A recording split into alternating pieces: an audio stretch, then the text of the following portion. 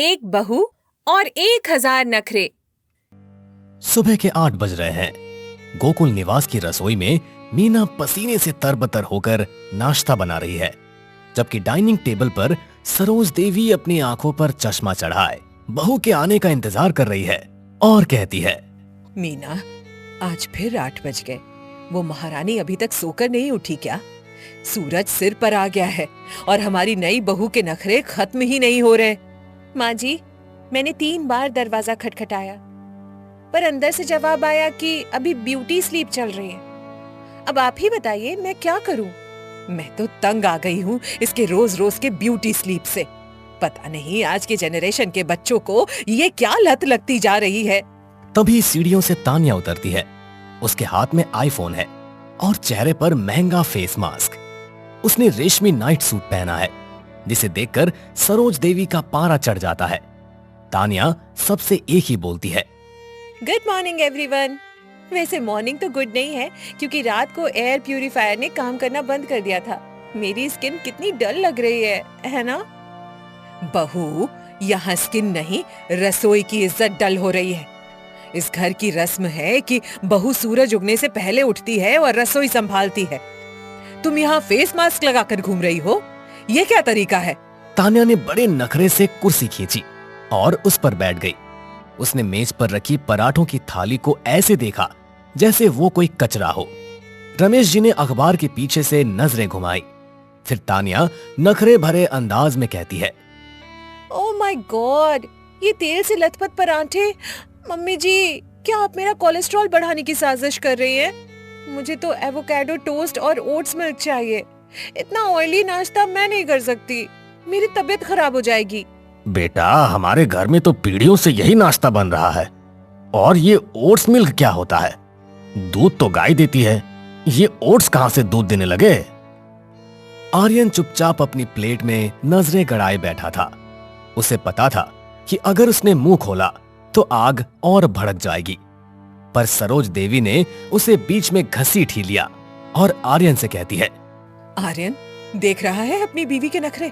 कल इसे मोगरे की महक से एलर्जी थी, परसों इसे मंदिर की घंटी से सिर दर्द था, और आज इसे हमारे खाने से दिक्कत है। आखिर ऐसे कैसे चलेगा बेटा? मैं तो इसके रोज रोज के नखरे से पागल हो जाऊंगी। थोड़ा समझा इसको। माँ, वो तानिया को थोड़ा वक्त लगेगा एडजस्ट होने में। तानिया प्लीज आज खा लो ना, भाभी ने बड़ी मेहनत से बनाया है। देखो, अगर तुम्हें तबीयत खराब होने का डर है तो थोड़ा कम ही खाना। आर्यन की बातें सुनकर तानिया ने अपनी उंगली की टिप से पराठे को छुआ और फिर नाक सिकोड़ ली। उसने अपने फोन में कुछ टाइप किया और फिर जोर से आह भरी, जैसे उस पर कोई पहाड़ टूट पड़ा हो। फिर कहने लगी, मेहनत तो जिम में भी होती है आर्यन, पर उसका मतलब ये तो नहीं कि मैं कुछ भी अनहेल्दी खा लूं। मम्मी जी, मेरे लिए अलग से हिमालयन पिंक सॉल्ट मंगवा दीजिए। मुझे नॉर्मल नमक से ब्लोटिंग होती है, मैं इसे नहीं खा सकती। भाभी, नमक तो नमक होता है, अब हिमालय से मंगवाओ या समुद्र से। यहाँ 100 काम पड़े हैं और आपको नमक के रंग की चिंता है। क्या बच्चों जैसे नखरे कर रही हैं? जो भी है खा लीजिए, आखिर घर के और सभी लोग तो खा ही रहे हैं ना। तानिया ने मीना की तरफ एक तिरछी नजर डाली। उसे पता था कि मीना को जलन हो रही है, क्योंकि तानिया को काम नहीं करना पड़ रहा। दादी ने अपनी लाठी जमीन पर पटकी और हंसने लगी। अरे सरोज, ये तो अभी ट्रेलर है। इस बहू के पास 1000 नखरे हैं और हर नखरे की एक नई कहानी। आज नमक गुलाबी चाहिए तो कल पानी भी नीले रंग का मांगेगी। और ढूंढो रंग बिरंगी बहू। हंसी मत माँ जी। बहू, आज दोपहर को पूजा है और तुम्हें साड़ी पहनकर बैठना होगा। ये नाइट सूट और फेस मास्क उतारो और तैयार हो जाओ। तानिया ने अपनी आंखों को गोल गोल घुमाया। उसे साड़ी पहनने के नाम से ही चिढ़ थी। ऊपर से भारी गहने पहनना उसे किसी सजा से कम नहीं लग रहा था। तानिया ने फटाक से जवाब दिया, sari in this weather? Mummy जी, मेरा फैब्रिक सेंस बहुत सेंसिटिव है। मुझे सिर्फ प्योर शिफॉन चाहिए, वो भी पेस्टल कलर्स में। ये लाल पीले बनारसी साड़ी पहनकर मैं किसी जोकर जैसी लगूंगी। मैं नहीं पहन सकती। जोकर लगो या रानी, पहननी तो वही पड़ेगी जो मैंने निकाली है। और याद रखना, अगर पूजा में तुम्हारे नखरे शुरू हुए तो मुझसे बुरा कोई नहीं होगा। बहुत हो गई तुम्हारी नौटंकी। तानिया उठी और अपने कमरे की तरफ चल दी, पर जाते जाते उसने एक और बम फोड़ दिया। उसने मेज पर रखे पानी के गिलास को देखा और फिर उसे छोड़ दिया और पानी पर तंज कसते हुए बोली, वैसे मम्मी जी, क्या इस घर का पानी कॉपर चार्ज्ड है? अगर नहीं है तो मेरा डाइजेशन खराब हो सकता है। आर्यन, मेरे लिए मटके का नहीं, एल्कलाइन वाटर मंगा दो। आज से मैं वही पीऊंगी। तानिया, अब क्या पानी भी विदेश से मंगाऊं? चुपचाप जो मिल रहा है पी लो, वरना मां मुझे घर से निकाल देगी। सरोज देवी ने अपना सिर पकड़ लिया। उन्हें समझ ही नहीं आ रहा था कि वो इस नखरेबाज बहू को कैसे सुधारे। उधर रसोई में मीना बुदबुदा रही थी और तानिया अपने कमरे में जाकर अपनी सहेली को कॉल लगाने लगी और कॉल पर बात करते हुए कहती है, यार नेहा, ये घर है या कोई म्यूजियम? यहाँ तो लोग सांस भी पुराने जमाने के हिसाब से लेते हैं। मम्मी जी तो हिटलर की नानी है, हर चीज में डिसिप्लिन। मैं क्या करूं? मुझे कुछ समझ नहीं आ रहा। सुन रही हूँ मैं, जुबान बहुत चलती है तुम्हारी। काश कि तुम्हारा हाथ भी काम में इतना ही चलता। जल्दी तैयार होकर नीचे आओ। तानिया ने फोन रखा और आईने में खुद को देखा। उसने ठान लिया था कि वो सरोज देवी के अनुशासन को अपने नखरों से मात देकर रहेगी। गोकुल निवास की शांति अब पूरी तरह से खत्म हो चुकी थी। तानिया खुद से कहती है, देखते हैं मम्मी जी, आपकी जिद जीतती है या मेरे नखरे। आज की पूजा तो यादगार बनकर ही रहेगी। अभी क्या याद रखेंगी कि कैसी बहू से पाला पड़ा है। दोपहर के 12 बज चुके थे। पंडित जी आ गए थे और पूरा घर अगरबत्ती की खुशबू से महक रहा था। सरोज देवी ने सबको नीचे बुलाया, पर तानिया का कहीं पता ही नहीं था। आर्यन, अपनी बीवी को लेकर आ। पंडित जी मुहूर्त निकाल रहे हैं। अगर वो अब भी तैयार नहीं हुई है तो मैं खुद ऊपर जाकर उसे खींच के लाऊंगी। जल्दी जा। माँ, वो आ रही है, बस थोड़ा टचअप कर रही है। उसने कहा कि लाइटिंग के हिसाब से उसका मेकअप मैच नहीं कर रहा। तभी तानिया नीचे उतरी, पर उसे देखकर सबकी आंखें फटी की फटी रह गई। उसने साड़ी तो पहनी थी, पर उसके साथ उसने सनग्लासेस लगा रखे थे और हाथ में एक छोटा सा बिजली वाला पंखा ले रखा था। अरे, ये जजमान की पत्नी है या किसी फिल्म की शूटिंग से आई हीरोइन? अरे चश्मा उतारिए बहू, भगवान को तो कम से कम सीधा देखिए। सॉरी पंडित जी, ये यूवी रेज बहुत तेज है और मुझे माइग्रेन हो सकता है। और मम्मी जी, इस पंखे के बिना मैं एक सेकंड नहीं बैठ सकती। मुझे गर्मी से एलर्जी है। सरोज देवी का चेहरा गुस्से से काला पड़ गया। उन्हें लगा कि उनके खानदान की नाक कट रही है। रमेश जी ने अपनी हंसी रोकने के लिए अखबार से अपना मुंह पूरी तरह ढक लिया। तान्या, ये तमाशा बंद करो और चुपचाप यहाँ बैठो। ये पंखा और चश्मा अभी इसी वक्त हटाओ, वरना मैं भूल जाऊंगी कि तुम इस घर की बहू हो। बहुत हो गया तुम्हारा नाटक। मम्मी जी, रूल्स तो रूल्स होते हैं, पर हेल्थ इज वेल्थ। अगर मैं बेहोश हो गई तो पूजा अधूरी रह जाएगी। फिर मत कहिएगा कि मैंने नखरे किए। मैं कह रही हूँ, जब मुझे दिक्कत है तो आप क्यों नहीं समझ रही हैं? दादी ने ताली बजाई और खिलखिलाकर हंसने लगी। गोकुल निवास में आज परंपरा और नखरों के बीच एक ऐसा दंगल शुरू हुआ था जिसका अंत किसी को पता नहीं था। फिर दादी कहती है, वाह रे मेरी बहू, 1000 नखरे और एक अकेली सास। सरोज, आज तो तू हार गई। इस लड़के ने तो भगवान के सामने भी अपनी शर्त रख दी। अब आगे क्या होगा, अब भगवान ही जाने। थैंक यू दादी, कम से कम आप तो मुझे समझती हैं। अब पंडित जी, मंत्र शुरू कीजिए, पर थोड़ा फास्ट। मुझे 3 बजे अपना स्किन रूटीन फॉलो करना है।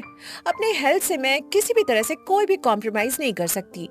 सरोज देवी ने हाथ जोड़कर भगवान की तरफ देखा, जैसे वो पूछ रही हो कि उन्हें पिछले जन्म के किस पाप की सजा मिली है। तान्या ने बड़े नखरे से चश्मा थोड़ा नीचे किया और मुस्कुराकर अपनी सास की तरफ देखा। पूजा खत्म हो चुकी है, पर घर का माहौल अब भी गर्म है। सरोज देवी ने तय कर लिया है कि तान्या के नखरों का इलाज काम से ही होगा। उन्होंने अपनी बड़ी बहू मीना को किनारे ले जाकर एक गुप्त योजना बनाई और उसे अच्छे से समझाया और कहा, मीना, आज शाम का पूरा खाना तान्या बनाएगी। और हाँ, रसोई की एसी और पंखा दोनों खराब कर दो। जरा देखे इसके नखरे गर्मी में कितने टिकते हैं। जब गर्मी में खाना बनाएगी तब इसकी सारी नौटंकी खत्म हो जाएगी। माँ जी, ये तो बहुत अच्छा आइडिया है। वैसे भी इसे हाथ लगाने की आदत नहीं है। आज आटे और पसीने में इसके स्किन का सारा ग्लो निकल जाएगा। तब समझ में आएगा कि काम करने और नखरे दिखाने में कितना अंतर होता है। शाम के 4 बज रहे हैं। तान्या अपने कमरे में नेटफ्लिक्स देख रही है। तभी सरोज देवी ने दरवाजा जोर से खटखटाया। उनके हाथ में रसोई की चाबियां थी और चेहरे पर एक विजयी मुस्कान। सरोज देवी तान्या से कहती है, बहू, आज मीना की तबीयत ठीक नहीं है और मेरे घुटनों में बहुत जोरों का दर्द हो रहा है। आज रात का खाना तुम्हारे हाथ का होगा। और सुनो, बाहर से ऑर्डर करने का सोचना भी मत, क्योंकि हमें बाहर का खाना खाने की आदत नहीं है। ओह गॉड, कुकिंग! मम्मी जी, किचन में तो मैं 1 सेकंड भी नहीं रुक पाऊंगी।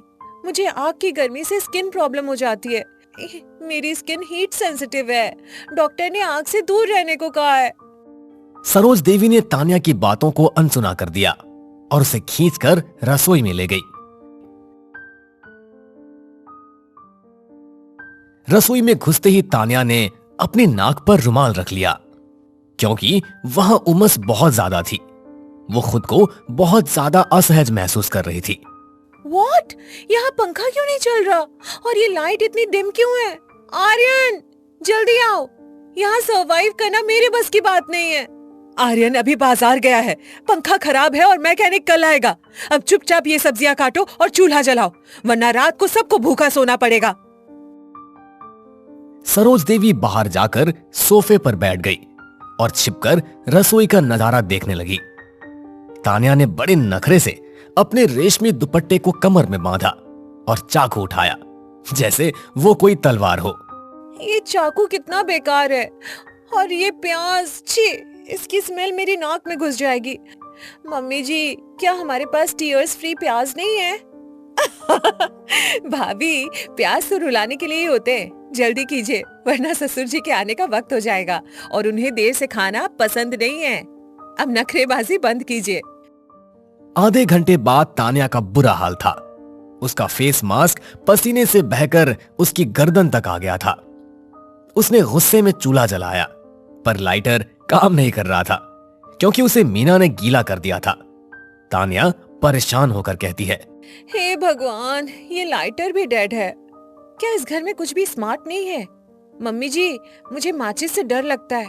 इससे विस्फोट हो सकता है। मैं आग कैसे जलाऊं? कोई दिक्कत नहीं है बहू, डरो मत। माचिस जलाओ और रोटियां तवे पर डालो। और हाँ, याद रखना, रोटियां गोल होनी चाहिए, नक्शा नहीं बनाना है। तान्या ने जैसे तैसे आग जलाई और आटा गूंथना शुरू किया। उसने आटे के परत में अपनी उंगलियां डाली और उसे लगा जैसे वो किसी कीचड़ में फंस गई हो। उसके लंबे नाखून आटे से भर गए। तान्या झुंझला कर कहती है, आर्यन, देखो मेरा मैनिक्योर बर्बाद हो गया। मम्मी जी, ये आटा बहुत चिपचिपा है। क्या हम रेडीमेड रोटियां नहीं मंगवा सकते? तान्या, क्या हुआ? रसोई में इतना धुआं क्यों है? माँ, आपने इसे अकेले यहाँ क्यों छोड़ दिया? ये चाय भी नहीं बना पाती, फिर ये खाना कैसे बनाएगी? आर्यन को देखते ही तान्या ने रोने का नाटक शुरू कर दिया। उसने अपने आटे वाले हाथ आर्यन के सफेद शर्ट पर लगा दिए और उसके गले लग गई। सरोज देवी ये देखकर अपनी जगह से खड़ी हो गई। आर्यन, देखो मम्मी जी मुझसे लेबर वर्क करवा रही है। यहाँ पंखा भी नहीं है और ये प्यास मुझे टॉर्चर कर रही है। मेरी आईलैशेस झड़ने लगी है गर्मी से। Labour work? खाना बनाना कर्तव्य होता है बहू। और आर्यन, तू चुप रह। आज इसे खाना बनाना ही होगा। ये इसके नखरों का डिटॉक्स है। तू बीच में मत पड़। तान्या ने अचानक एक गहरी सांस ली और अपनी आंखें पोंछी। उसके दिमाग में एक नया नखरा आया। उसने गैस बंद की और बड़े स्टाइल से अपनी गीली जुल्फें पोंछ ली और कहती है, ओके मम्मी जी, अगर आप चाहती है कि मैं कुक करूं तो मैं करूंगी, पर मेरा एक प्रोफेशनल कॉन्ट्रैक्ट है। मुझे किचन में ब्लूटूथ स्पीकर्स और एर्गोनॉमिक चेयर चाहिए, वरना मेरा पोस्चर खराब हो जाएगा। अरे भाई, ये रसोई है या जिम? बहू, जो है उसी में बना लो। हम सबको भूख लगी है, अब और कितना इंतजार करवाओगी? पापा जी, बिना म्यूजिक के मेरे पॉजिटिव एनर्जी खाने में नहीं जाएगी, और अगर खाना नेगेटिव बना तो आप सबको फूड पॉइजनिंग हो सकती है। चॉइस आपकी है, जैसा कहें। दादी अपनी व्हील चेयर पर रसोई तक आई और तानिया के आटे वाले चेहरे को देखकर जोर से ठहाका लगाया। उन्हें तानिया के पलटवार में बड़ा मजा आ रहा था। दादी बोली, सरोज हार मान ले, तेरी बहू ने हेल्थ और हाइजीन का ऐसा खेला खेला है कि तू कुछ नहीं बोल पाएगी। चल बहू, तू बाहर जा, आज मैं सबको अपनी पसंद का पकौड़ा बनाकर खिलाऊंगी। नहीं माँ जी, आज तो ये बनाकर ही रहेगी। तान्या, जाओ और रोटियां बनाओ, वरना मैं तुम्हारा ये फोन 7 दिन के लिए जब्त कर लूंगी। तानिया का चेहरा उतर गया। फोन जब्त होने की बात सुनकर उसने तुरंत बेलन उठाया। उसने पहली रोटी बेली, ऑस्ट्रेलिया के नक्शे जैसी बनी थी। उसने उसे तवे पर डाला और जानबूझकर उसे जलने दिया। ओप्स, ये तो चारकोल फ्लेवर्ड रोटी बन गई। मम्मी जी, आजकल ये बहुत ट्रेंड में, बॉडी को डिटॉक्स करता है। आप पहली रोटी खाएंगी? आपको अच्छी लगेगी। ये रोटी है या कोयला? तान्या, तुम जानबूझकर ये सब कर रही हो। मीना, जरा चखो तो ये इसने क्या बनाया है। माँ जी, दाल में नमक की जगह इसने पिसी हुई चीनी डाल दी है। ये कह रही है इसे खट्टा मीठा गुजराती टच दे रही है। पूरा घर तानिया के इस कुकिंग एक्सपेरिमेंट से दहल गया। सरोज देवी समझ गई कि तानिया को काम सिखाना यानी अपने ही पैरों पर कुल्हाड़ी मारना है। तानिया ने बड़े नखरे से अपना हाथ धोया और लोशन लगाने लगी। सॉरी मम्मी जी, मेरी क्रिएटिविटी शायद आप लोगों के टेस्ट से मैच नहीं करती। अब मैं जा रही हूँ अपना फेस वॉश करने, बहुत टैनिंग हो गई है। ओह गॉड। जा, चली जा। मीना, तू ही बना खाना। इस लड़की के 1000 नखरे सहना आसान नहीं है, पर इसके हाथ का खाना खाना मौत को दावत देना है। तानिया मुस्कुराती हुई अपने कमरे की तरफ चली गई और आर्यन को आंख मार दी। आर्यन ने राहत की सांस ली। सरोज देवी रसोई की चौखट पर माथा पकड़कर बैठ गई, जबकि दादी और रमेश जी दबे पांव हंस रहे थे। गर्मी में जुगाड़ू बहू का खेत में ठंडा हरा भरा ससुराल। हाँ, आज तो कुछ ज्यादा ही काम कर लिया है। हाँ पिताजी, काम करके पूरा शरीर थक गया है। भैया, मुझे तो बहुत तेज भूख लग रही है। माँ, खाने के लिए कुछ तो बचा है क्या? अगर हो तो दे दो ना। रुक जा बेटा, घर में बहुओं से पूछती हूँ। चलो, इतना तो अच्छा हुआ कि गांव की मुश्किलों से हमें छुटकारा मिल गया। हाँ दीदी, लेकिन यहाँ पर भी हमें अभी बहुत सारी दिक्कतों का सामना करना पड़ सकता है ना, इसी वजह से मैं चिंतित हूँ। जो भी हो, अब तो यही रहना होगा। अरे बहू, सुबह का खाना बचा है क्या? बच्चों को भूख लगी, बेचारे काम करके थक के आए हैं, बेचारे बहुत थक गए हैं, उनको भूख लगी हुई है, खाना दे दो। हाँ माँ जी, खाना बचा तो हुआ है, जरा देखना सीता बर्तन में क्या बचा है। दीदी, इसमें तो थोड़ी सी दाल है और सब्जी बची हुई है, और रोटी तो ज्यादा बची है। हाँ, ये है खाना। कोई बात नहीं, जितना खाना बचा है उतना थाली में परोस दो, तेरे पापा जी भी खाएंगे तो 4 जनों के लिए थोड़ा थोड़ा खाना निकाल दे। ठीक है माँ जी, मैं अभी निकाल देती हूँ। मैं बाहर जा रही हूँ, थोड़ा उन लोगों के थोड़ा सा पंखा झल देती हूँ, उनको बहुत गर्मी लग रही होगी। तुम खाना लेकर बाहर आ जाना। माँ जी, आप बाहर बोल दो कि ये लोग 2 खाट बिछा ले, मैं अभी खाना लेकर आती हूँ। ठीक है बहू। ये तो पूरी दाल खट्टी लग रही है। हाँ, क्या बना दिया तुम लोगों ने? पिताजी, मुझे लगता है दाल बासी हो गई है। हाँ भैया, मुझे तो सब्जी भी बासी लग रही है। लगता है गर्मी की वजह से खाना जल्दी खराब हो गया है। छोड़ो छोड़ो छोड़ो, हे भगवान, इस खाने को फेंकवा देते हैं, रोटी प्याज और नमक ही खा लेते हैं। हाँ पिताजी, आप ठीक कहते हैं। अरे बहू, इस थाली के खाने को जरा खेत में फेंकाना। क्यों, क्या हुआ माँ जी, क्या बात है? अरे गर्मी की वजह से पूरा खाना खराब हो गया। अब तो बहुत जल्दी खाना खराब हो जाया करेगा। लगता है खाना ठीक रखने के लिए हमें कोई नया उपाय करना होगा। वैसे भी दोपहर तक सभी भूखे हो जाते, बार बार चूल्हा भी नहीं जला सकते, कुछ तो सोचना पड़ेगा। ला दीदी, मैं खाना फेंक देती हूँ। हाँ ये ले, 1 थाली तू ले ले, 2 मैं ले लेती हूँ। बहू, खाना जरा दूर फेंकना, नहीं तो घर में ही बदबू आती रहती है, तो दूर फेंक के आना। ठीक है माँ जी। दीदी, मैं तो कहती हूँ एक गड्ढा खोद कर उसमें ही इस खाने को फेंक देते हैं। इससे खाने की बदबू भी नहीं आएगी और किसी के पैर में भी नहीं लगेगा, अन्न का अनादर भी नहीं होगा। हाँ तो ठीक कह रही है, आज यहीं पर फेंक देते, कल एक गड्ढा खोद लेंगे तब उसी में फेंक दिया करेंगे। ठीक है? ठीक है दीदी। ज्यादा गहरा गड्ढा खोदकर क्या ही करना, इतना बहुत है। लेकिन एक बात तो है, जमीन के अंदर काफी ठंडक लग रही है। क्या हुआ दीदी, आपने गड्ढा खोद लिया क्या? हाँ सीता, देखना मैंने ये गड्ढा खोद दिया है, मैं जमीन के काफी नीचे तक तो आ गई हूँ। अच्छी खासी ठंडक भी है वैसे यहाँ पर। हाँ दीदी सही बोल रही हो। अरे ठंडक ना होती तो खेत में जो कुत्ते बैठते हैं और वो मिट्टी हटाकर क्यों खोदते हैं, इसीलिए बैठते होंगे क्योंकि उनको ठंडक लगती होगी। सीता, मुझे एक जुगाड़ सूझा है, हम यहाँ की मिट्टी खोदकर अपना देसी फ्रिज बना सकते हैं। ये आप क्या बोल रही हो दीदी, कुछ भी बोलती रहती हो। भला जमीन में गड्ढा खोदकर हम फ्रिज कैसे बना सकते हैं, कुछ भी।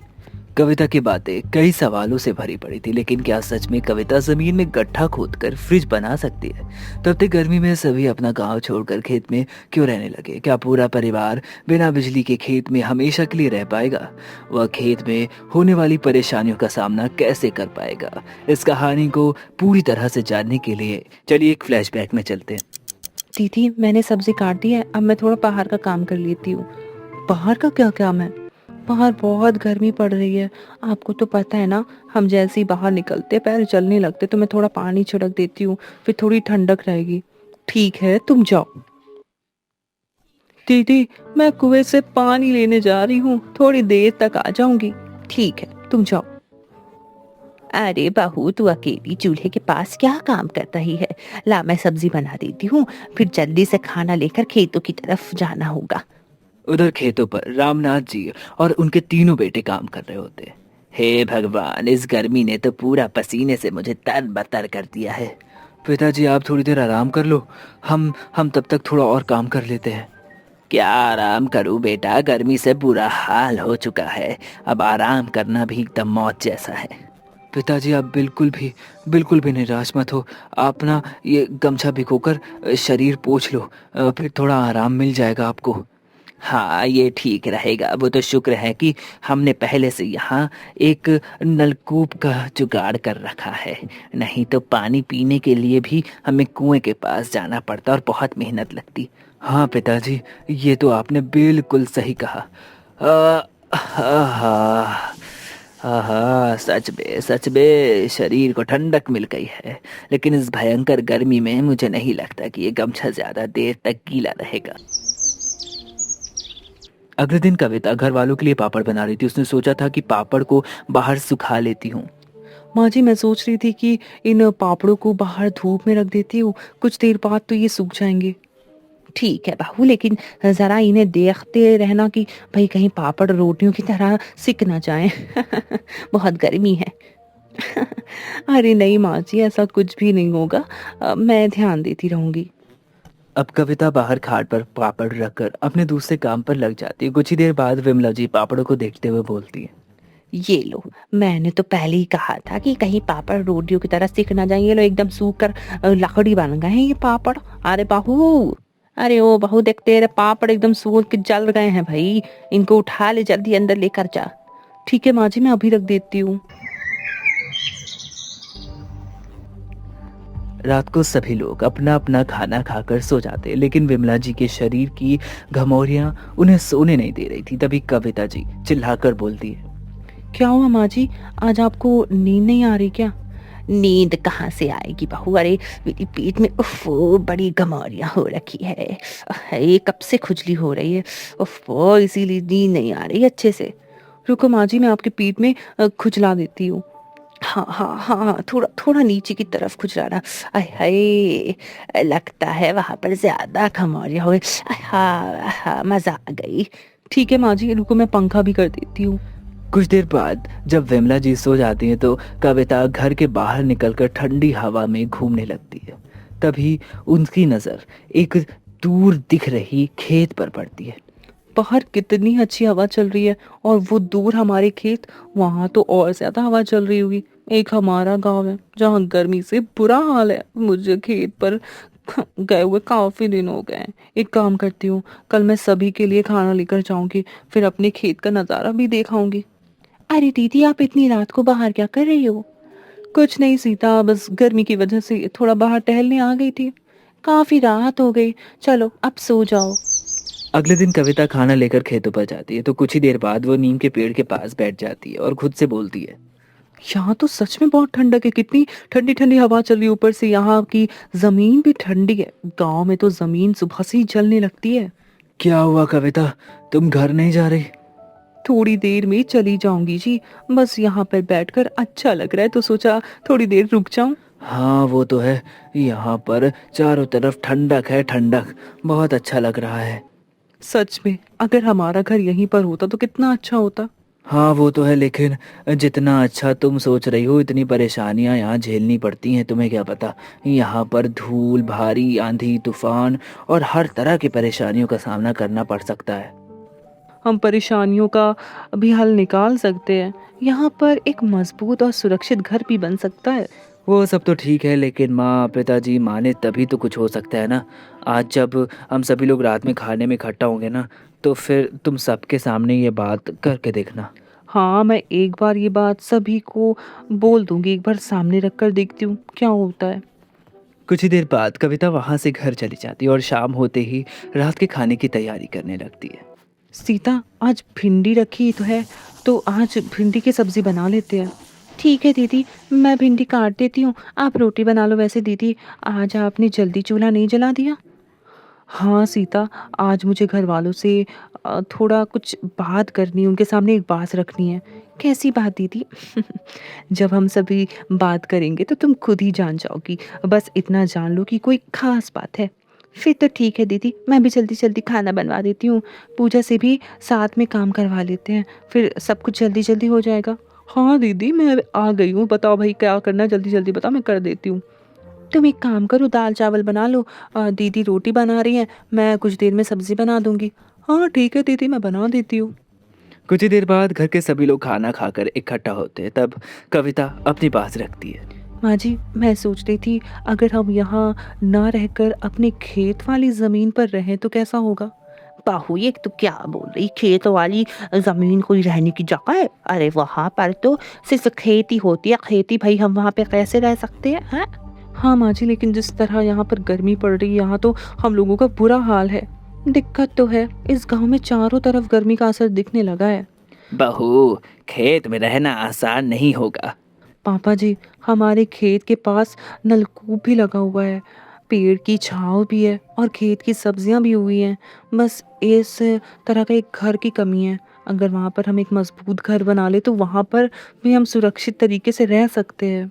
नहीं बहू, बस, अरे गर्मियों की बात है, फिर सब ठीक हो जाएगा। चलो, अब सभी लोग सो जाओ, सुबह फिर से अपने अपने कामों पर लगना है। अगले दिन नींद पूरी ना होने के कारण रामनाथ जी को उल्टियाँ होने लगती है। तभी रामू, अरे पिताजी, इतनी रात को आपको क्या हो गया? पता नहीं बेटा, अचानक से ही उल्टी उल्टी होने लगी है। लगता है रात की नींद पूरी ना होने की वजह से मुझे मुझे अपाचन हो गया है। वो तो है पिताजी, हमारा घर भी छोटा है, एक घर में सभी लोग सोते, ऊपर से इतनी गर्मी बढ़ती ही जा रही है, बढ़ती जा रही है। मुझे कल बहू वाली बात याद आ रही है। अगर हम खेत में बड़ा घर बना कर रहें तो हमारी दिक्कतें थोड़ी बहुत तो ज़रूर कम हो जाएंगी। हाँ वो तो है पिताजी, लेकिन अब किसी को खेत में रहना ठीक नहीं लगता, तो फिर कविता की बातें सोचकर क्या ही फ़ायदा। बेटा, अब तो मैं बहू के फैसले से सहमत हूँ, हमें खेत पर रहकर गर्मी काट लेनी चाहिए। रामनाथ के मानने के बाद पूरा घर खेत की तरफ रवाना हो जाता है और वहाँ जाने के लिए तैयारियां शुरू कर देता है। अगले दिन सुबह ही घर के सभी लोग घर का छोटा मोटा बड़ा सामान सभी सोच लेकर खेत की तरफ बढ़ने लगते हैं। खेत पर पहुंचते ही हमें सबसे पहले बांस इकट्ठा करने पड़ेंगे ताकि जल्दी से घर का ढांचा तैयार कर पाए। हाँ दीदी, लेकिन सबसे पहले सुबह का खाना खा लेंगे, तभी कुछ करेंगे। मुझे तो सामान बांधते बांधते भूख लगने लग गई है। ठीक है दीदी, आराम करने के बाद हम सभी मिलकर घर के बारे में सोचेंगे। कुछ ही देर बाद सभी लोग घर बनाने में जुट जाते। कोई बांस की लकड़ियां लाया तो कोई मिट्टी इकट्ठा करने में लगा हुआ था और कोई पास में नलकूप से पानी में भरता जा रहा था। कुछ ही समय बाद उनका मिट्टी का घर तैयार हो जाता है। तभी कविता जी बोलती है, आज एक रहने लायक घर तो तैयार हो गया। अब धीरे धीरे इस घर को मजबूत करते रहेंगे। दीदी, यहाँ पर तो हम सभी लोग आराम से रह पाएंगे और आराम से घर में सो भी पाएंगे। अरे अब सभी नहीं, केवल औरतें ही घर में सोया करेंगी। हम सभी अपनी अपनी खाट बाहर डालकर सोया करेंगे। इससे ये रहेगा कि हम खेत की रखवाली भी कर पाएंगे और आराम की नींद भी मिल जाएगी। फिर तो और अच्छा है, औरतें आराम से इस बड़े से घर में सो सकती हैं। अगले दिन घर के सभी मर्द खेतों पर काम करने के लिए चले जाते। बहुएं कुछ नया करने के लिए अलग अलग जुगाड़ सोचती। तभी सीता बोलती है, दीदी, हमारी झोपड़ी में अब थोड़ी ठंडक तो रहती है, लेकिन अभी भी पेड़ों के बीच से आने वाली धूप हमारे घर पर पड़ती रहती है। तो मैं सोच रही हूँ क्यों ना हम अपने घर की छत पर कुछ बेल वाले पौधे लगाएं। इससे ये होगा कि वो हमारी झोपड़ी के ऊपर एकदम चारों तरफ फैल जाएंगे और एकदम छत वाला काम करेंगे और धूप भी नहीं लगेगी और तो और अंदर गर्मी भी कम होगी। हाँ, ये तो सही कह रही है, हम ऐसा कर सकते हैं। तो फिर सोचना क्या है, आज ही मैं कद्दू और तरबूज जैसे फल छत पर लगा देती हूँ। इससे जल्दी से ही हमारी छत बेलों से ढक जाएगी। ठीक है। इस तरह दोनों बहुओं ने मिलकर सब्जियां और फल अपनी झोपड़ी के ऊपर उगा लिए। इस तरह पूरे घर पर फैल गई, जैसे वो कोई घर नहीं बल्कि झोपड़ी के आकार का पेड़ लगने लगा था। धीरे धीरे सभी बहुओं ने खेत में रहने का दौरान उन्होंने कई सारी समस्याओं को ठीक करती रही। एक दिन पूजा नलकूप के पास वाली जमीन पर बैठकर सोच रही थी। तभी कविता जी भी वहां पर आ जाती है। दीदी, देखो ना, ये यहाँ की ज़मीन कितनी ठंडी है। हाँ पूछा, यहाँ की ज़मीन तो हमेशा पानी गिरता रहता है ना, तो इस वजह से ठंडी है, इसीलिए ये अच्छी जगह लग रही है। दीदी, अगर इस नाली की तरह घर में पतली नालियाँ बनाकर हम उससे में रात भर पानी गिरने का जुगाड़ कर दे, तो फिर सोचो हमारे आसपास कितनी ठंडक होने लगेगी। लेकिन ये कैसे होगा? आसान है दीदी, हम एक बांस का स्टैंड बनाकर उसमें एक मटका लटका देंगे, जिसके नीचे छोटा सा छेद कर देंगे।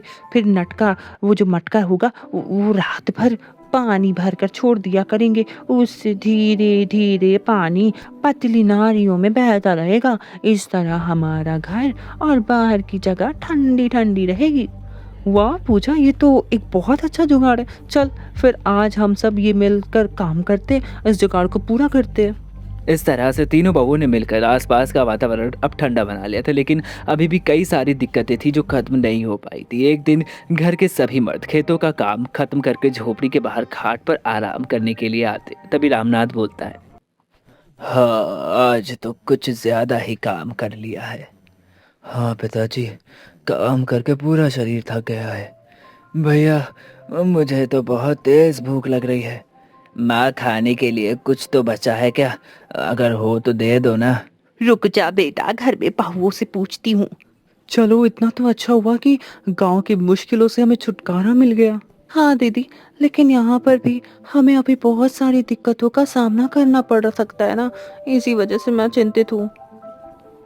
जो भी हो, अब तो यही रहना होगा। अरे बहू, सुबह का खाना बचा है क्या? बच्चों को भूख लगी, बेचारे काम करके थक के आए हैं, बेचारे बहुत थक गए हैं, उनको भूख लगी हुई है, खाना दे दो। हाँ माँ जी, खाना बचा तो हुआ है, जरा देखना सीता बर्तन में क्या बचा है। दीदी, इसमें तो थोड़ी सी दाल है और सब्जी बची हुई है और रोटी तो ज्यादा बची है। हाँ, ये है खाना। कोई बात नहीं, जितना खाना बचा है उतना थाली में परोस दो, तेरे पापा जी भी खाएंगे तो 4 जनों के लिए थोड़ा थोड़ा खाना निकाल दे। ठीक है माँ जी, मैं अभी निकाल देती हूँ। मैं बाहर जा रही हूँ, थोड़ा उन लोगों के थोड़ा सा पंखा चल देती हूँ, उनको बहुत गर्मी लग रही होगी। तुम खाना लेकर बाहर आ जाना।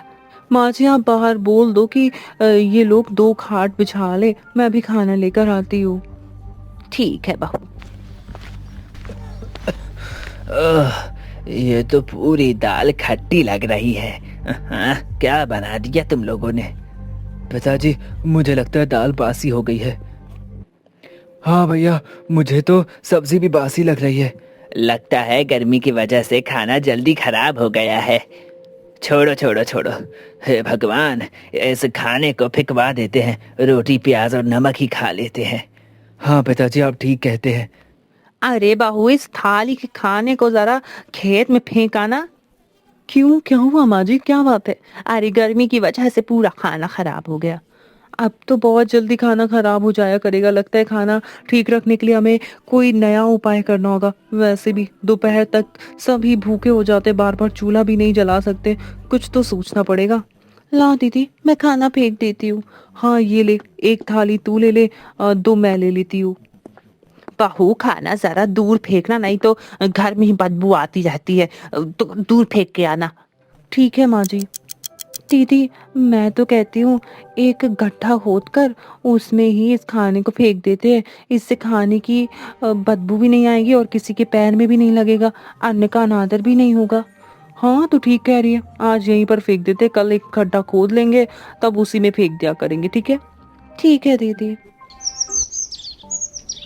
ज्यादा गहरा गड्ढा खोदकर क्या ही करना, इतना बहुत है। लेकिन एक बात तो है, जमीन के अंदर काफी ठंडक लग रही है। क्या हुआ दीदी, आपने गड्ढा खोद लिया क्या?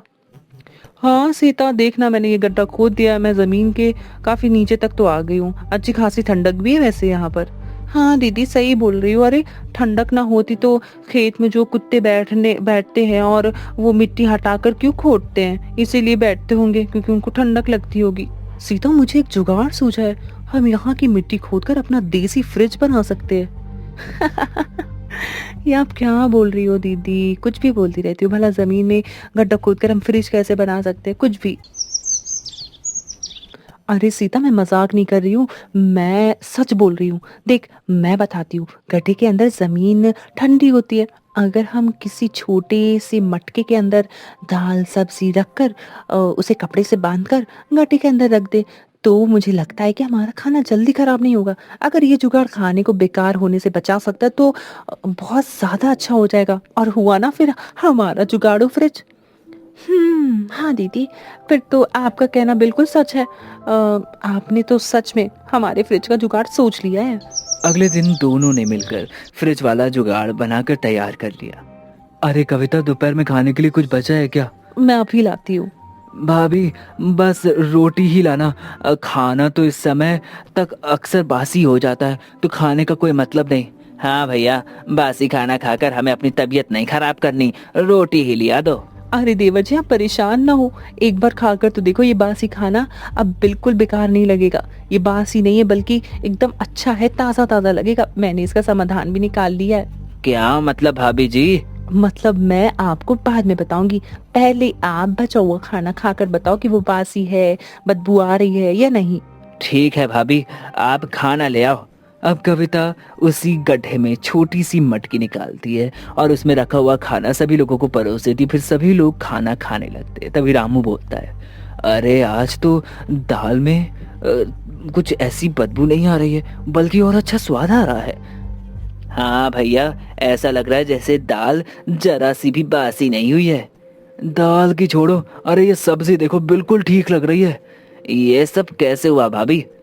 ये सब हमारे देसी फ्रिज का कमाल है। हमने जमीन में एक गड्ढा खोद कर उसी में छोटी छोटी मटकियां रख दी और उसमें खाना रख दिया और ऊपर से कपड़े को बांध दिया ताकि हवा भी अंदर ना जाए और ठंडक भी रहे। ओहो, ये बात, सच में तुम्हारे जुगाड़ ने तो आज भर पेट खाना खिलवा दिया। अरे हमारे घर की तरफ तो देख जरा। हाँ, ऐसा हरा भरा घर हमारी बहुओं का कमाल है। आज हम सब ये सब बड़ी बहू की वजह से देख पा रहे हैं। अगर अगर हम आज तक गांव में रहते तो न जाने किसकी किसकी तबीयत खराब हो जाती। हाँ, ये बात तो है। अब यहाँ पर रहकर धीरे धीरे हमारी सारी परेशानियां खत्म हो चुकी है। अगर नहीं भी हुई होगी तो उसके लिए हमारी 3 जुगाड़ू बहुएं हैं ना। बिल्कुल ठीक कहा। इस तरह पूरा परिवार गांव की गर्मी को छोड़कर ठंडे और हरे भरे खेत में रहने लगा। समय के साथ उनको सारी तरीके और सारी चीजें समझ में आने लगती। जीवन को पूरी तरह से वो आसान बना चुके थे और आखिरकार वो खेत के बगल में रहने लगे। हर बात पर तमाशा खड़ा करने वाला ससुराल। आरती, ये चाय तुमने बनाई है ना? इतनी फीकी क्यों है? कोई स्वाद ही नहीं आ रहा। घर में काम करते वक्त ध्यान कहाँ रहता है तुम्हारा? माँ जी, मैंने ठीक से ही तो बनाई थी। अगर चीनी कम है तो अभी डाल देती हूँ। इतनी सी बात पर आप नाराज मत होइए। चाय की एक चुस्की ने फिर से माहौल गर्म कर दिया। और ये कोई पहली बार नहीं था और शायद आखिरी भी नहीं। इस घर में एक छोटी सी गलती को भी बड़ी बना दी जाती थी। आरती की बातें सुनकर सीमा कहती है, माँ जी ठीक कह रही हैं आरती, काम में थोड़ा और ध्यान रखना चाहिए। अगर ऐसे ही रसोई बनाने की तुम्हारी आदत रही तो किसी दिन मेहमान आएंगे तो क्या कहेंगे? दीदी, रोज रोज सुनकर अच्छा नहीं लगता। मैं सीख रही हूँ, पर हर बात सबके सामने मत कहिए। थोड़ा प्यार से भी समझाया जा सकता है। सीमा को लगा जैसे उसकी बात काट दी गई हो। उसे याद आया जब वो नई नई आई थी तब उसने कुछ नहीं कहा था, पर समय बदल गया था और बहुएं भी। अरे सुबह सुबह फिर क्या शुरू हो गया? चाय में चीनी कम है तो डाल दो ना। इतना बड़ा मुद्दा बनाने की क्या जरूरत है? तुम्हें तो सब मजाक ही लगता है। घर की इज्जत ऐसे नहीं बनती। छोटी छोटी लापरवाही से आदत बिगड़ती है। विमला देवी को लगता था कि सख्ती से ही केवल घर को संभाला जा सकता है। उन्हें डर था कि ढील देने से सब हाथ से निकल जाएगा, पर सख्ती कब ताने में बदल जाती है ये उन्हें भी पता नहीं चलता था। भाभी, आप हर बात दिल पर क्यों ले लेती हो? माँ तो बस सिखा रही है। इतना सोचने की क्या बात है? दिल पर ना लूं तो और क्या करूं? हर बार सबके सामने बोलना अच्छा लगता है क्या? कभी अकेले में भी समझाया जा सकता है। आरती की आवाज धीमी थी, पर उसके शब्द साफ थे। उसे गलती से ज्यादा अपमान चुभता था। हर बार उसे लगता था जैसे उसे कटघरे में खड़ा कर दिया गया हो और वो कोई बहुत बड़ी गुनहगार हो। अरे बस करो अब, रोज यही सब क्यों होता है? सुबह का समय है, शांति से रहो ना। इतनी सी बात को इतना मत बढ़ाओ। तुम्हें तो अपनी बीवी ही सही लगेगी। माँ तो गलत हो गई अब। क्या मैंने तुम्हें यही दिन देखने के लिए पाला था? विवेक की हालत हमेशा एक जैसी रहती थी। वो मां को दुखी नहीं देख सकता था और पत्नी को रोते भी नहीं, पर उसकी चुप्पी अक्सर आग में घी का काम करती थी। वो ना बोलकर भी दोषी हो जाता था। अरे भाई, बात खत्म करो, चीनी डाल दो और चाय पी लो। इतना शोर अच्छा नहीं लगता। आप तो हमेशा टाल देते हो। घर चलाना आसान नहीं होता। मैं गलत नहीं हूँ। हरिराम जी सालों से यही देखते आ रहे थे। उन्हें पता था बात छोटी है पर आदत बड़ी है। घर में शांति उनकी ख्वाहिश थी, पर यह कभी हकीकत भी हो पाएगी इसकी कोई उम्मीद नहीं थी। आरती, थोड़ा झुक जाया करो। घर में बड़े हैं, उनकी बात मान लो। इससे माहौल ठीक रहता है। कितना झुकूं दीदी? हर बार मैं ही क्यों चुप रहूं? कभी किसी ने सोचा मैं क्या महसूस करती हूँ? आरती का यह सवाल सीधा था और भारी भी। सीमा ने नजरें झुका ली।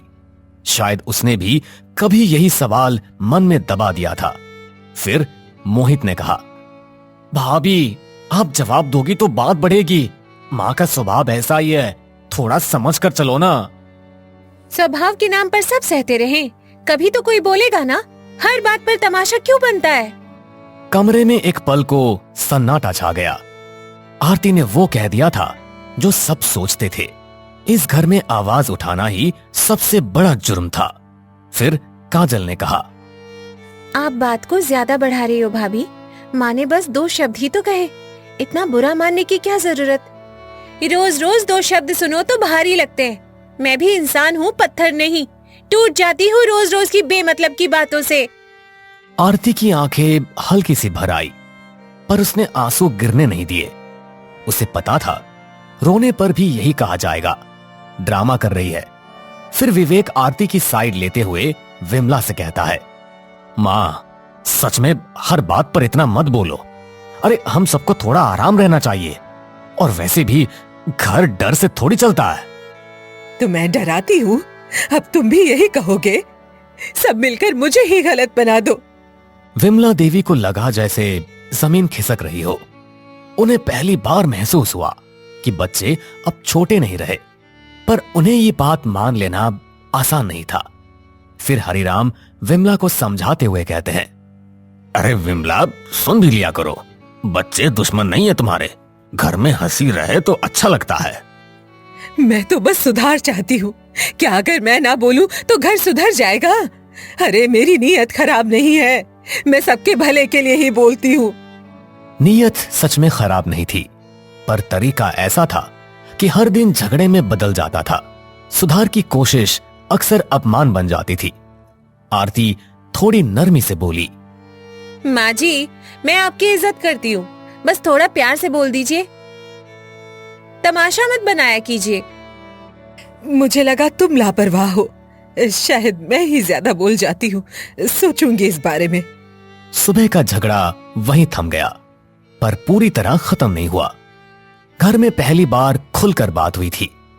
अब देखना था क्या आदत बदलेगी या फिर अगली सुबह फिर वही तमाशा होगा। घर का डाइनिंग एरिया, रात का वक्त। रात के करीब 9 बजे थे। पूरा दिन जैसे खींचातानी में ही निकल गया था। सब लोग डाइनिंग टेबल पर बैठे थे, पर खाने से ज्यादा चुप्पी परोसी जा रही थी। आरती, रोटी जरा जल्दी देना, सब इंतजार कर रहे हैं, आज फिर देर हो गई। दीदी, सबको रोटी एक साथ ही चाहिए, कैसे करूं? हाथ तो 2 ही हैं मेरे, थोड़ा सब्र कर लीजिए, ला रही हूं। सीमा को फिर वही पुरानी बात याद आ गई। उसने सोचा आरती धीरे काम करती है, और आरती को लगा जैसे सुबह की बात फिर शुरू होने वाली है। रात की थाली में भी शांति नहीं थी। फिर विमला तंज कसते हुए कहती है, देखा, मैंने कहा था ना, काम में कोई फुर्ती नहीं है, घर ऐसे नहीं चलता। मैं कितनी बार बोलूं? माँ, बस खाना खा लेते हैं शांति से। अरे पूरा दिन तो बस इसी उधेड़ बुन में निकल गया, अब फिर से शुरू मत करो, सब थक गए हैं वैसे भी। विवेक कोशिश कर रहा था कि बात आगे ना बढ़े। उसे डर था कि छोटी सी चिंगारी फिर आग बन जाएगी। घर में शांति बचाना अब उसका रोज का काम बन गया था। मोहित आरती की साइड लेते हुए कहने लगता है, भाभी सुबह से ही काम करने में लगी है, थोड़ा टाइम लग गया तो क्या हुआ, खाना तो अच्छा बना है। तुम्हें तो सब अच्छा लगेगा ही, समय की कीमत तुम्हें कुछ समझ आती भी है या नहीं? विमला देवी की आवाज में वही सख्ती थी। उन्हें लगता था ढील देने से सब हाथ से निकल जाएगा, पर सख्ती से रिश्ते हाथ से फिसल रहे थे। काजल भी आरती को हिदायत देते हुए कहने लगी, भाभी, दाल थोड़ी पतली है, सुबह वाली दाल फिर ना हो जाए, माँ को अच्छा नहीं लगेगा। सब शांति से खाओ। आपको तो सब अच्छा ही लगता है, मैं ही गलत दिखती हूँ। किसी को मेरी बात आखिर समझ क्यों नहीं आती? क्या मैं इतना गलत कह देती हूँ? विमला देवी के शब्दों में शिकायत थी।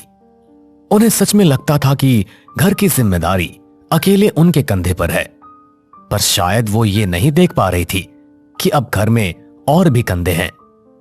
माँ जी, हम आपके खिलाफ नहीं हैं, बस रोज की बहस से थक जाते हैं, थोड़ा माहौल हल्का रहे तो अच्छा लगता है। मैं भी यही चाहती हूँ, हर दिन डर डर के जीना नहीं चाहती, घर में अपनापन होना ही चाहिए। टेबल पर रखी थालियां जैसे सब सुन रही थी। आज बात फिर खुल रही थी, लेकिन इस बार आवाजें थोड़ी नरम थी। शायद सबको एहसास हो रहा था कि रोज का तमाशा सबको थका रहा है। विवेक भी विमला से बड़ी नरमी के साथ कहता है, मां, हमें आपसे डर नहीं प्यार चाहिए। अगर गलती हो तो समझा दो, सबके सामने कुछ मत कहो। मैंने कभी सोचा नहीं कि तुम लोग डरते हो, मुझे लगा मैं सही कह रही हूँ, शायद मेरा तरीका ही गलत हो। यह पहली बार था जब विमला देवी ने अपनी बात में नरमी दिखाई। घर में हल्की सी उम्मीद की हवा चली। आरती ने भी पहली बार राहत महसूस की। फिर मोहित ने विमला से कहा, मां, हम सब साथ हैं, कोई आपका अपमान नहीं कर रहा, बस थोड़ा बदलाव चाहिए।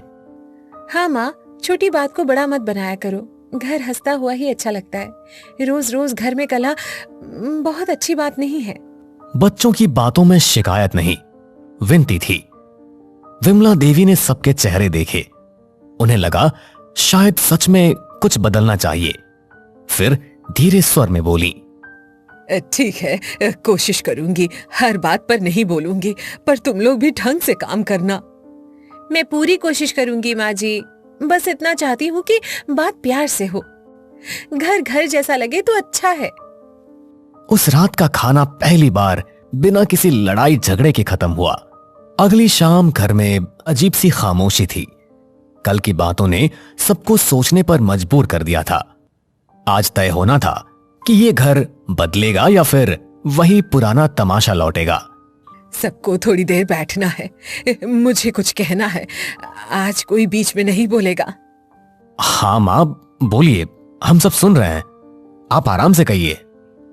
विमला देवी के हाथ में चाय का कप था, पर आवाज में हल्की घबराहट थी। पहली बार वो शिकायत नहीं, सफाई देने जा रही थी। घर की हवा भारी थी। मुझे लगता था सख्ती से घर संभलता है। मैंने यही सीखा था अपनी सास से, पर शायद अब समय बदल गया है। समय बदलता है तो तरीके भी बदलते हैं, और घर कभी भी डर से नहीं, समझ से चलता है। हम सबको ये बात सीखना चाहिए। हरिराम जी की आवाज में ठहराव था। वो हमेशा चुप रहते थे, पर आज उनकी बात सीधी दिल में उतर रही थी।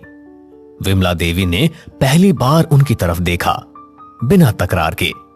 तभी सीमा भी बोल पड़ी, माँ जी, पापा ठीक कह रहे हैं। समय के साथ साथ बदलाव बहुत जरूरी है। हर समय एक जैसा नहीं होता।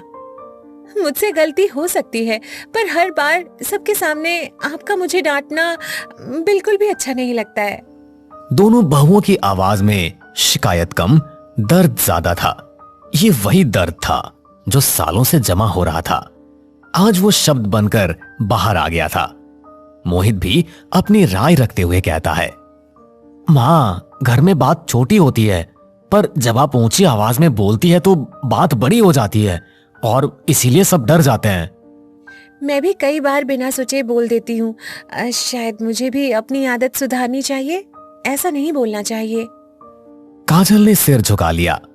उसे एहसास हो रहा था कि उसकी छोटी छोटी बातों ने आग को हवा दी थी। घर का हर सदस्य कहीं ना कहीं जिम्मेदार था।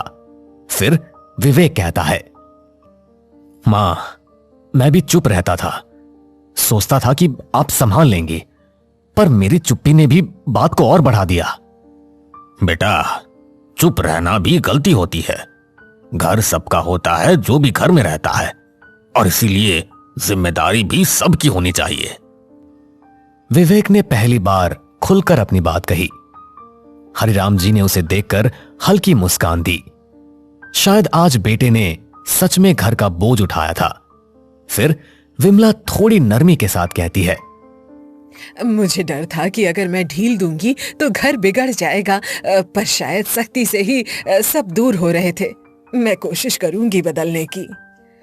हम भी बदलेंगे माँ जी, और सभी लोग काम बांट लेंगे, सब मिलकर करेंगे। ये पहली बार था जब मैं की जगह हम बोला गया। घर की दीवारों ने भी जैसे राहत की सांस ली। छोटी सी बात पर असर बड़ा था। फिर सीमा आगे आकर बोलती है, चलो एक नियम बनाते हैं। कोई भी बात हो सबके सामने नहीं कहेंगे, अकेले में समझाएंगे। और छोटी बात को बड़ा नहीं बनाएंगे। न थाली बजेगी न तमाशा होगा, बस बात होगी। सबके चेहरों पर हल्की मुस्कान आ गई। थाली का जिक्र होते ही सबको पिछले झगड़े याद आ गए। अब वो आवाज बंद करने का फैसला हो चुका था। काजल भी अपनी सहमति जताती है और कहती है, मैं भी कोशिश करूंगी कम बोलने की। पहले सोचूंगी फिर बोलूंगी। घर में शांति अच्छी लगती है। और मैं भी चुप नहीं रहूंगा। जहां कहीं भी गलत होगा मैं वही रोक दूंगा। ये वही घर था जहां हर बात पर तमाशा खड़ा होता था। आज वही घर खुद को समझा रहा था। बदलाव आसान नहीं था, पर शुरुआत हो चुकी थी। आज से एक नई शुरुआत। हर बात पर शोर नहीं होगा। घर को घर रहने देंगे। बस यही चाहिए था। अब सभी लोग खाना साथ में हंसकर खाएंगे, किसी से डर कर नहीं। उस रात पहली बार टीवी की आवाज झगड़े से ऊंची थी। हंसी की हल्की गूंज पूरे घर में फैल गई। तमाशे वाला ससुराल धीरे धीरे परिवार बन रहा था। हर बात पर डांट और डर कम होगा और अपनापन बढ़ेगा। चलो अब इसी बात पर सब लोग एक साथ चाय पियेंगे। हर घर में झगड़े होते हैं, बातों का शोर भी होता है, पर जब लोग मान लें कि गलती सिर्फ एक की नहीं सबकी है, तभी घर बचता है। तमाशा बंद हो जाए तो रिश्तों की असली आवाज सुनाई देने लगती है। महल की ऊंची दीवारें सिर्फ पत्थर की नहीं थी, उनमें पीढ़ियों की कहानियां दबी थी। कुछ गौरव की, कुछ शर्म की, और कुछ जिन्हें कभी बाहर आने की इजाजत नहीं मिली। रात का वक्त, राजस्थान की वीरान पहाड़ियों के बीच खड़ा 200 साल पुराना महल। चांदनी उसके संगमरमर पर चुपचाप बिछी हुई है। अनन्या पहली बार इस महल में कदम रखती है। लाल जोड़े में सजी दुल्हन, लेकिन आंखों में हल्की सी बेचैनी। डरो मत अनन्या, ये घर जितना बड़ा दिखता है उतना ही शांत है। घबराने की बिल्कुल जरूरत नहीं है, तुम आराम से कदम बढ़ाओ। शांत जगहें कभी कभी ज्यादा बोलती हैं, बस आवाज सुनाई नहीं देती। और मैं घबरा नहीं रही, बस इस नई जगह का अवलोकन कर रही हूँ। राजवीर ने इसे मजाक समझा, पर अनन्या ने पहली रात कुछ महसूस किया था। महल में अजीब सी ठंडक थी, जो मौसम से नहीं माहौल से आती है। मुख्य हॉल में राजमाता देवयानी बैठी है। सफेद साड़ी, तीखी आंखें। शाही खानदान में स्वागत है। यहाँ इज्जत सबसे ऊपर होती है और सवाल कम पूछे जाते हैं। इज्जत सवालों से नहीं गिरती, गलतियों से गिरती है। मैं सिर्फ सच जानना चाहूंगी। कमरे में सन्नाटा फैल गया। नई बहू ने पहली मुलाकात में ही सीधी रेखा खींच दी थी। राजमाता की आंखों में हल्की चमक आई, जैसे शिकार और शिकारी आमने सामने हो।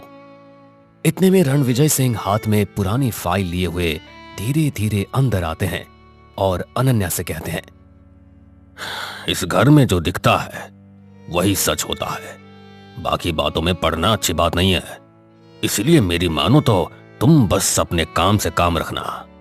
अगर सब कुछ आईने की तरह साफ होगा तो कुछ छुपाने की जरूरत भी नहीं होगी।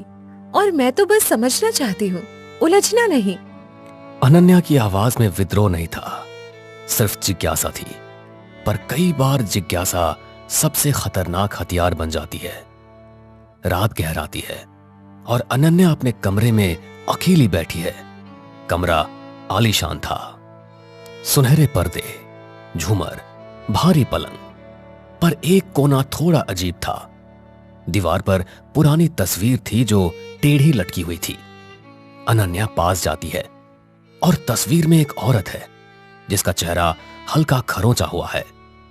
अनन्या उसे गौर से देखती है, तभी दरवाजे पर दस्तक होती है। मीरा अंदर आती है और अनन्या को देर रात तक जागते हुए देखकर वो कहती है, मालकिन, रात ज्यादा हो गई है।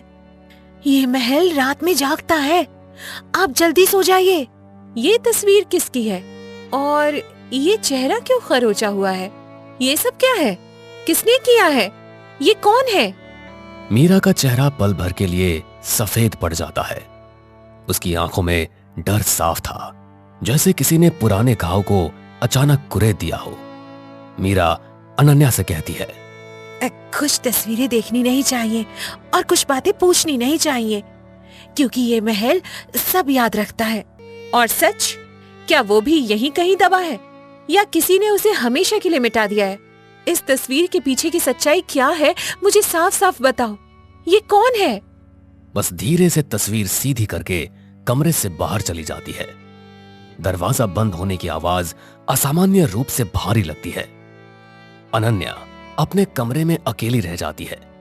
बाहर हवाएं तेज हो गई है। महल की गलियों में सीटी जैसी आवाज गूंजती है, जैसे कोई फुसफुसा रहा हो। नई बहू को लगा ये घर सिर्फ पत्थरों से नहीं बना, यहां जरूर कोई बड़ा रहस्य दबा है। अचानक नीचे से तेज आवाज आती है, किसी चीज के गिरने की। अनन्या बाहर निकलती है। लंबा अंधेरा गलियारा और दीवारों पर पूर्वजों की तस्वीर लगी हुई है। नीचे हॉल में राजमाता और रणविजय खड़े हैं। एक पुराना संदूक खुला हुआ है। राजमाता कहती है, ये फाइल यहाँ कैसे आई? मैंने इसे बंद करवाया था। किसने छुआ इसे? घर में नया कोई आया है और नई आंखें ज्यादा देखती है। अनन्या सीढ़ियों से उतर के वहां आती है। संदूक के अंदर पुराने अखबार और एक तस्वीर झलकती है, उसी औरत की जिसका चेहरा खरोंचा गया था। अनन्या उस तस्वीर को देखते ही कहती है, शायद सच खुद बाहर आना चाहता है। कितने सालों से इसे दबा कर रखा है। किसका नाम मिटाया गया है? मुझे तो लगता है कि इस महल की दीवारें जितनी ऊंची हैं और किसी बड़े रहस्य की साजिश की शिकार हैं। सच क्या है, बताइए मुझे। अनन्या, तुम्हारी जुबान बहुत चल रही है। इसके लिए अभी ये सही समय नहीं है। कुछ बातें बाद में समझ आती है। तुम जाओ यहां से। रणविजय की आवाज में घबराहट थी, जैसे वो कुछ जानता हो पर बोलने की हिम्मत नहीं कर पा रहा। अनन्या की बातों में कई सारे सवाल थे जो राजवीर और राजमाता की उलझनें बढ़ाने के लिए काफी थे। इस घर की इज्जत दांव पर है। पुरानी बातों को उठाना अच्छा नहीं होगा। वैसे भी तुम अभी नई नई इस घर में आई हो। तुम्हें इतना कुछ जानने की अभी कोई आवश्यकता नहीं। तुम अपने कमरे में जाओ। इज्जत सच से बनती है माँ जी, झूठ से नहीं। और अगर कुछ गलत हुआ है तो उसे छुपाने की क्या आवश्यकता है? जब सच सामने आएगा तभी तो उसका कुछ हल निकाला जा सकता है। अनन्या की बातों में निडरता थी। कमरे की हवा भारी हो गई। संदूक खुला हुआ था, फाइल आधी बाहर और सच बस एक कदम दूर। महल की दीवारें गूंज उठी, जैसे बरसों बाद किसी ने उनसे जवाब मांगा हो। तस्वीर का वो खरोंचा हुआ चेहरा सामने था। उसकी आंखें अब भी जैसे देख रही हों। शाही खानदान की चमक के पीछे एक साया खड़ा था और उस साये का नाम अभी किसी ने नहीं लिया था। महल की रातें लंबी होती है और लंबी रातों में सच अक्सर करवट बदलता है। संदूक बंद कर दिया गया था, पर सवाल अब खुल चुके थे। सुबह की हल्की धूप संगमरमर पर फैल रही है, पर महल के भीतर ठंडक वैसी ही है। अनन्या बालकनी में खड़ी है। राजवीर भी उसके बगल में खड़ा है। नीचे आंगन में राजमाता पूजा कर रही है। राजवीर अनन्या से कहता है, तुमने कल जो किया वो इस घर में कोई नहीं करता। अरे तुम्हें क्या जरूरत थी बीती बातों को उभारने की? कुछ बातें बस दबी रहने दी जाती है। दबी हुई चीजें सड़ने लगती हैं, फिर बदबू पूरे घर में फैलती है। मैं तो बस साफ हवा चलाने की कोशिश कर रही हूँ। राजवीर की आंखों में संघर्ष था। वो पत्नी का साथ देना चाहता था, पर खानदान की दीवारें उसके कंधों पर बोझ बनकर टिकी हुई थी। नीचे हॉल में रणविजय अखबार पढ़ रहे हैं, पर पन्ने पलट नहीं रहे। राजवीर, समझाओ अपनी पत्नी को, ये घर कोई अदालत नहीं है। पुराने मामलों को छेड़ना खतरनाक होता है। खतरनाक सच नहीं होता पापा, खतरनाक उसे छुपाना होता है। शायद बात साफ कर देना ही बेहतर हो। यह पहली बार था जब राजवीर ने पिता की आंखों में आंख डालकर जवाब दिया। महल की हवा हल्की सी बदल गई, जैसे किसी ने खिड़की खोल दी हो। अनन्या सीधे मीरा के कमरे की ओर जाती है। कमरा छोटा है, पर सलीके से सजा हुआ है। आप जानती हैं वो औरत कौन थी? तस्वीर में जो चेहरा खरोचा गया, कृपया सच बताइए। मैं चुप नहीं रहूंगी। मालकिन, सच भारी होता है, उठाने की ताकत होनी चाहिए। वो तस्वीर राजवीर की बड़ी बुआ की है। कमरे में सन्नाटा पसर गया। राजवीर की बड़ी बुआ, जिसका नाम कभी इस घर में नहीं लिया गया, जैसे वो कभी थी ही नहीं। उनका नाम क्यों मिटाया गया? चेहरा क्यों खरोचा? क्या उन्होंने कोई अपराध किया था, या उनका अपराध सिर्फ सच बोलना था? उन्होंने शादी से मना कर दिया था। वो किसी और से प्यार करती थी, खानदान की इज्जत के खिलाफ गई और फिर एक रात गायब हो गई। ये शब्द पत्थर की तरह गिरा। महल की दीवारें जैसे कांप उठी। इतिहास ने अपना पहला पन्ना खोला था। अनन्या की सांसें तेज हो जाती है। गायब? मतलब उन्हें ढूंढा नहीं गया या ढूंढने की कोशिश ही नहीं हुई? खोज का नाटक हुआ था, पर असल में राजमाता ने उनका नाम लेना बंद कर दिया और धीरे धीरे सबने भूलना सीख लिया। भूलना आसान नहीं होता, पर जब सत्ता तय करती है तो यादें भी डर जाती है। महल की नींव में शायद एक चीख दबी थी। उसी वक्त दरवाजा खुलता है। राजमाता खड़ी है। मीरा, तुम्हें काम पर ध्यान देना चाहिए। पुरानी बातें दोहराने से कोई वापस नहीं आता। पर सच्चाई वापस आ सकती है, और अगर वो जिंदा हो तो? क्या आपने कभी सोचा?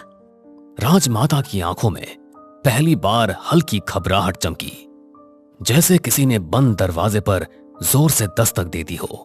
अब वो जिंदा नहीं है। उनका फैसला उनका था। घर छोड़ने की सजा घर से नाम मिट जाना होती है। सजा प्यार करने की या अपनी जिंदगी चुनने की? शब्द तीर की तरह निकले। राजमाता का चेहरा सख्त हो गया, पर उनकी उंगलियां कांप रही थी। सच कभी पूरी तरह मरता नहीं। तभी राजवीर अंदर आता है और कहता है, दादी, क्या बुआ सच में घर से भागी थी या उन्हें जाने पर मजबूर किया गया? सच क्या है, बताइए। बस, इस घर में मेरी बात अंतिम है। कुछ सच घर तोड़ देते हैं और कुछ झूठ घर को अंदर से खोखला कर देते हैं। राजमाता की तेज तर्रार बातों से राजवीर ने यह महसूस किया कि उसकी चुप्पी अब टूटने लगी थी। इतने में रणविजय भी कमरे में आ जाते हैं और कहते हैं, सच इतना सरल नहीं है। उस रात एक हादसा हुआ था। झगड़ा काफी ज्यादा बढ़ गया था और वो सीढ़ियों से नीचे गिर गई थी। तो ये बात आज तक छुपाई क्यों? इसे हादसा क्यों नहीं बताया और नाम क्यों मिटाया? अनन्या के ताबड़तोड़ सवालों से कमरा भारी हो गया था। आज पहली बार आधा सच सामने था, पर आधा सच अक्सर पूरे झूठ से ज्यादा खतरनाक होता है। रणविजय जवाब देते हुए कहते हैं, वो गिरने से पहले चिल्ला रही थी और कह रही थी कि वो पुलिस के पास जाएगी और मेरे इस खानदान की सच्चाई उजागर करेंगी। और फिर क्या हो गया? हादसा। इसमें किसी की कोई गलती नहीं है। अनन्या की रूह कांप उठी। यह सिर्फ इज्जत की कहानी नहीं थी, यह सत्ता, डर और चुप्पी की कहानी थी, और शायद अपराध की भी। राजवीर पीछे हट जाता है और फिर कहता है, मतलब हम सालों से झूठ जी रहे थे और बुआ का नाम लेकर इसलिए मिटाया ताकि सवाल खत्म हो जाए। ये तो बहुत बड़ी साजिश लग रही है। भला अपनी ही बेटी के साथ कोई ऐसे कैसे कर सकता है? मैंने इस घर को बचाया है, क्योंकि अगर सच बाहर आ जाता तो सब खत्म हो जाता। महल की दीवारों पर दरारें साफ दिखने लगी थी। राजमाता की मजबूती पहली बार कमजोर हुई और अनन्या ने महसूस किया, सिर्फ अपराध नहीं होता, कभी कभी डर से लिया गया फैसला भी होता है। अब तो ऐसा लग रहा था जैसे सच खुद साफ होने लगा हो। शाही खानदान की नींव हिल चुकी थी। अब फैसला होना था, सच बाहर आएगा या एक और नाम मिटा दिया जाएगा। रात फिर से उतर आई थी। महल के आंगन में अजीब सी बेचैनी तैर रही थी। सच आधा बाहर आ चुका था, बाकी आधा अब किसी के सीने में धड़क रहा था। बिजली कड़कती है, बारिश की बूंदें गिरने लगती है। अनन्या उसी खरोंची हुई तस्वीर के सामने खड़ी है। राजवीर पीछे खड़ा है, चुपचाप खड़ा है।